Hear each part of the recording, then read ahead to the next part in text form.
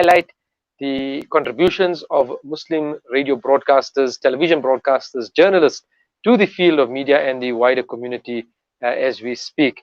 And today I'm joined in studio because the last time the line just dropped on us there. None other than Ashraf Ismail, the host of the very, very popular uh, show called Bumper to Bumper on Channel Islam International. And he's in studio with us. Assalamu alaikum wa rahmatullahi wa barakatuh. Walaikum salam wa rahmatullahi wa barakatuh, brother Azhar. It is an absolute honor and privilege to be here in your studios. It's my first time, so really, I must say, thoroughly enjoyed the drive coming up here. And yes, definitely, totally relaxed, unlike the last time when old topics like us are expected to know which button to press from by remote. So, yeah, definitely, totally relaxed. In fact, Alhamdulillah. you have the honor of being the first in studio guest since the lockdown period back in. Well, I've got all the permits and the Hey, I licenses, can and tell you you. know me connected, man, connected. Right. Yeah. So, okay, let's start off with your broadcasting career. You by career are actually involved in what? Because I just see you wear many hats. I see you all over the place. I'm a hustler, a true hustler, brothers. And you know, when you left government, you left that very, very comfortable position of yours. You came out into the wild open at my age now to start something hectic. So we basically came out there and we said, whatever, you know, whatever talents you have, if it's going to bring in a stream of money, multi-stream revenue, that is what you're looking at. So inshallah, we a little bit of everything. But, you know, broadcasting has never been a mainstream career of mine. In fact, I've got a qualification in public relations and I did a 6 month diploma in freelance journalism. Nothing formal in broadcasting. Whatever I know about broadcasting is what we learned along the way by Mm-mm. mentors such as late brother Ibrahim Gangat and brother Shamshir and Umar Farooq, the Mm. guys from CII and stuff like that. But my broadcasting days actually started at Radio Lotus many, Okay. many years ago. We're talking about 93, 94. I was trying to recall on my way here. Mm. And it was a short road safety clip that we used to do. And you wouldn't believe it, brothers. At that time, we were so nervous. We used to read out everything, even the salutation, the greeting. Good evening, everybody. This is Ashraf Ismail with your road safety clip. I would write everything down, Oh. even to the end, whatever. And that's how it was. Then I started with Radio Bob. You know, Poputa Chwana, I remember. Chief Yeah. Lucas Mangope, he Yes. had a Yes. Yes. thing. We had a motoring show with him, about 5 minutes, with Given Him Kari, I think it was. Mm. And top guys, today they are big shots. You know, I mean, I think he's heading up Power FM, if Yes. I'm not Yes. Yes. mistaken. Then, of course, the big break came in 2003, 2004 when I went for Hajj. We bumped into some of the same, it was in the same Hajj group with guys who were there saying, hey, but you're a motoring guy, road safety. Why don't you do a program, you know, on Channel Islam International? At that time, I had a very hazy understanding of Radio Islam, Channel Islam, and I wasn't quite understanding of who fitted in where. And then when we came back, that's when we met the personality. Alhamdulillah, it's Mm. been 16 years now. And I must say, people know you for that bubbly character on the radio. Always chirpy, always has a sharp comment, to make it, and keeping people smiling in the broadcast, making people feel happy. A lot of what we do is just negativity, and you feel sullen. You don't know whether you must leave the country, stay in the country. But you just brought a whole different genre to the Islamic radio scene. Brother Azhar, I'll be honest with you. When I came onto the show, right, the first thing I remember telling Umar Farooq and Shamshir that listen, I'm a no holds barred kind of a guy. When you see me or listen to me on air, you'll know exactly whether I'm in a good mood or a bad mood. My emotions actually project itself on my shows. And the other thing you must know about me is that I'm a light-hearted guy. Okay, we dealt with motoring, bumper to bumper, and you know what they say in marketing: you can't be all things to all people. My target audience, was just completely haywire. You couldn't bottle them up and put them in a pigeonhole and say, okay, so this is it. Young guys between the age of this and that, LSM, this and that, they love cars. Mine was, mm. I would go to a masjid, out in the country areas. My car's got the bumper to bumper details. And they, oh, you Ashraf. Hey, my granddad loves your show. My 2-year-old loves it. So I was appealing to a massive audience. Yes. And it was quite a challenge because you needed to do something that would appeal to those who are motoring enthusiasts and also to the mom who wants to hear something lighthearted and the kids who want the riddle and the parents who like to say, I just had a very hectic week and who are tired of all the bayans. There's been so many bayans and whatever, and make them laugh. And I used to laugh. I used to laugh out loud, and you wouldn't believe it. People actually used to. They initially, when they didn't know about me and what the character was, they took me on it, and they used to report me to Mufti AK every time, clap on the head, and I just, hey, what's this laughter? Why are you laughing? I said, it's a joke. I laugh. It's the way I am. And it took some time, and then people accepted it. They actually wanted more and more. And I think that if you had to ask me what's the magical formula, Mm, mm, brothers, that's just being myself. It's mm, it's all I know. I don't know anything else. There were times when we used to get emotional. We used to get upset. I used to work at traffic crashes. I used to come across blood and gore, and I mean things like that used to finish you up. You come in, you on the drive from Pretoria to the studio. You must find some idiot that is going to engage you in some road rage incident. By the time you come to the studio, you don't even get a chance to vent. So you're venting on air. Oh, I tell you, we had some tough time, but it mm, was real radio. mm, It wasn't a put on. I used to always tell people, my show is the real deal.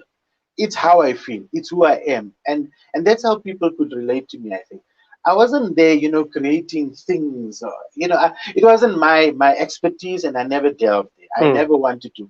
I would always say, some of the callers would say, "Molana, Molana, mm, can I mm. get the answer to the question?" I say, "Oh, firstly, let me acknowledge the fact that you're calling me Molana. I feel totally open. I'm not actually Molana. Next thing I'll be moving up to Mufti." But yeah, so that's radio. It was just that thing, radio. And your love and knowledge for cars. I mean, I follow you on Facebook very closely, and I see you with some of these classics. Then I see you with a 4x4. Then I see you in some supercar going down the road there.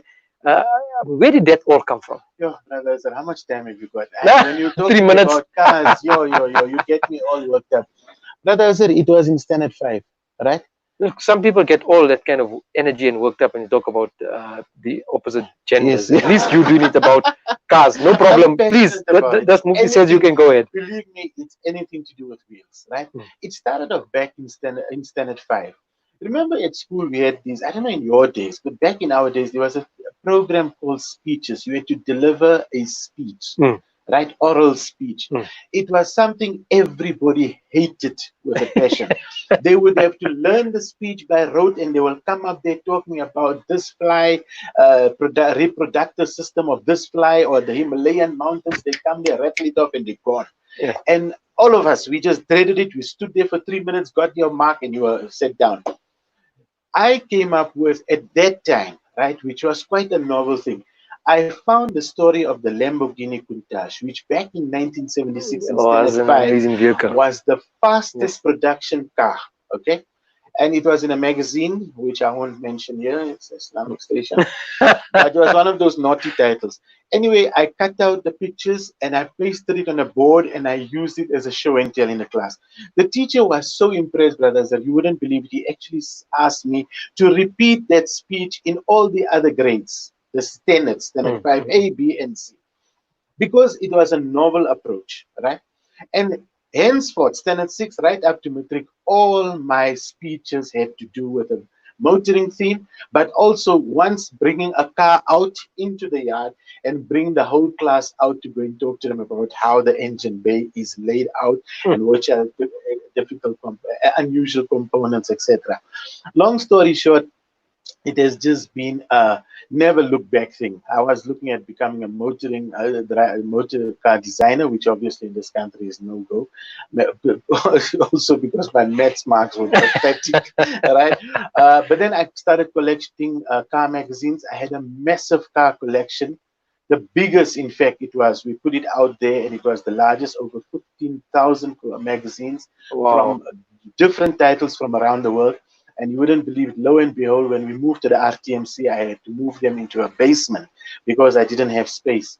And the first rains that came flooded Oh everything. It was my all word. gone. Oh Try to wow. salvage as much as possible. Try to get whatever I've got. Probably the 1957 car magazines coming up to the most latest, but the other titles we couldn't salvage. And then, of course, got into off-roading and then road safety. Road safety became a passion for me.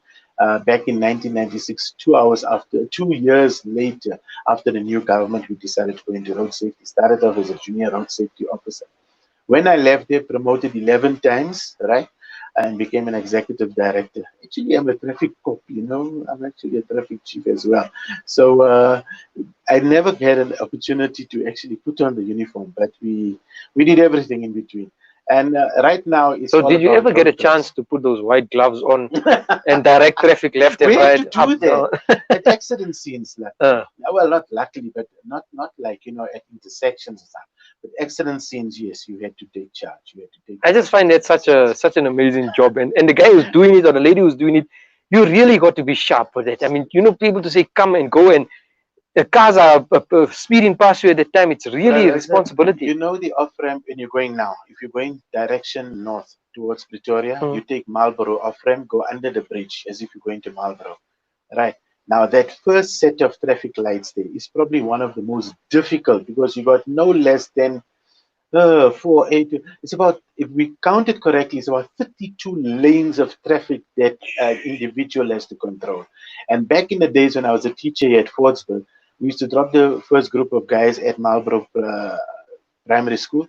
And then we used to watch this guy in action. And he used to do it with like a whole lot of, jiving and Mm. dancing. And he was the real Kit Kat guy. Mm, The mm, mm, guy that guys used to hoot at him. Like he made your day in the morning. mm. He was just, the day he wasn't on duty, people were just pulled up.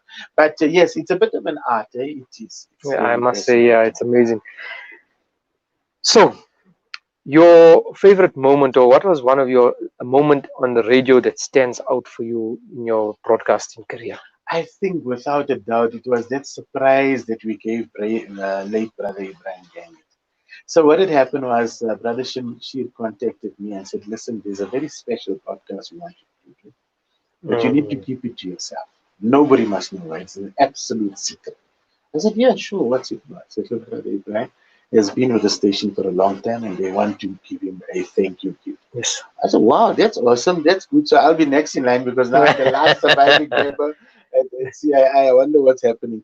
But so they gave me the whole lowdown that they're gonna hand over a car to him and this and that. And because it was to do with cars, they thought I would be the appropriate Yeah. guy. And I was also long enough. He was everyone's mentor. Brother Ibrahim was our coach, our mentor. We all looked up to him. So I said, yeah, cool. That would be an awesome thing to do.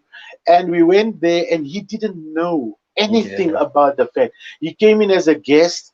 He thought that this prize was going to go to somebody else. It was a generic competition to whoever, whatever. And then when the announcement was made, Brother Ibrahim, that you I can couldn't remember. hold back the Yes. tears. He was tearing. He was crying. It took him almost 5 minutes to actually settle down. And it was just, I think it was the highlight. It was an absolute highlight. It sort of choked all of us up. It was awesome. We seem to have a comment that is on the telephone line, if I'm not mistaken. Let's just check with the technician there. Yes, it's a sound comment, so let's put on the earphone there. If you can, that one there, yeah, right? It comes from Des. Let's see. Listen to this one. Hello, can you hear? On air, and for me it's just a real honor to honor people like you who have contributed a lot to the media industry, and I think you represents the epitome of the motoring expert. We learn from you, we get advices from you, and keep up the good work. Love you. All right, so that was Desmond Mungai that sent through that voice note coming from Polokwane, One Nation FM. Thank you so much, Des. We hope you listen. Finally, Uncle Ashraf, looking at the media scene and where we're going, how do you think we can still continue to grow? What can we put in more into the job and the craft that we are busy with to take it to the next level? I think, brother, Azhar, a lot of people thought that radio is going to become extinct, especially with the various social media platforms that are coming. I think not so. If anything, radio is growing even more because of its accessibility, its intimacy, its Mm. affordability, and those kind of things. And I think being on the kind of multimedia platforms that we are, it's all about just being authentic. It's about keeping it real. Just be yourself, go out there, find the stories that you know your target audiences are going to be looking for. There's so much happening. Bring in new angles. Move away from the sensationalism. Move away from the fake media. Create credibility. That's what people want. People want a voice that they can rely on and know and understand that these are people we can really, really count on when it comes to the crunch. And I think if people just maintain that standard and continue being along the lines of being, following a noble vision, as it were, I tell you that at the end of the day, is going to bring you that consistency that you want within your relationship. Ashraf Ismail, car enthusiast, motoring expert, presenter at CI of the legendary Bumper to Bumper program. Thank you so much for making the time to come to our studios today and share that deep insight with us of your life as well as your experiences in the media world. We really appreciate all that you have done. The smiles, some of the people that come and say, thank you so much for the deep analytical articles that you've written and for opening up our minds to all of the conspiracy theories in the world and making understand what politicians and the presidents are thinking. But thank you for just making us smile and keeping us happy. Allah bless you for that and keep you smiling and your family smiling in this world and akhirat, inshallah. Ameen. Jazakallah so much, and thanks for the privilege and honor. It was an absolute pleasure being here with you. Ameen. Assalamu alaikum wa rahmatullahi wa barakatuh. As that brings us to the end of today's show, we hope you enjoyed it. And we look forward to the possibly the last show of the month of Ramadan from the alternative media team. That will happen tomorrow morning, same place, same time. Assalamu alaikum wa rahmatullahi wa barakatuh.